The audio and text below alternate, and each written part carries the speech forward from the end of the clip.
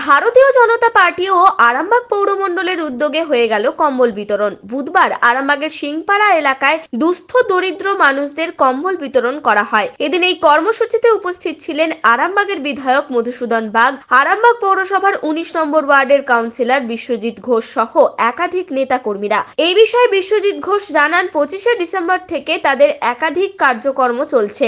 সেই কারণেই নতুন বছরে দুস্থ দরিদ্র মানুষদের হাতে কম্বল তুলে দেওয়া হলো। একের পর এক ওয়ার্ডে এই কর্মসূচি চলবে। আজকে আমাদের এই অটলজির জন্মদিন 25শে ডিসেম্বর ছিল।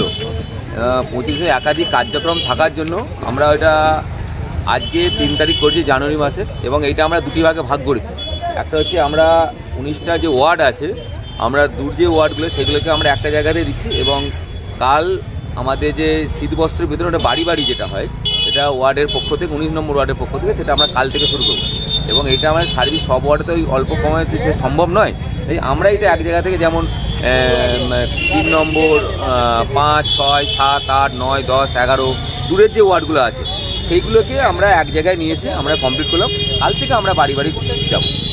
নিউজ আজ বাংলা, আরামবাগ। রোগীর সেবায় নিয়োজিত প্রাণ, চিকিৎসায় এবেগুনি একমাত্র নাম। উন্নত চিকিৎসায় আরামবাগে স্বাস্থ্যসাথী মান্যতাপ্রাপ্ত হসপিটাল এমেগনি হসপিটাল।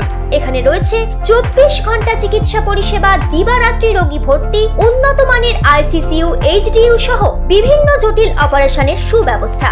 আমাদের ঠিকানা কোট রোড, আরামবাগ, হুগলি। যোগাযোগ 8640955066 অথবা 03211255222। এবেগুনি হসপিটাল, আপনার সুস্থতাই আমাদের সাফল্য।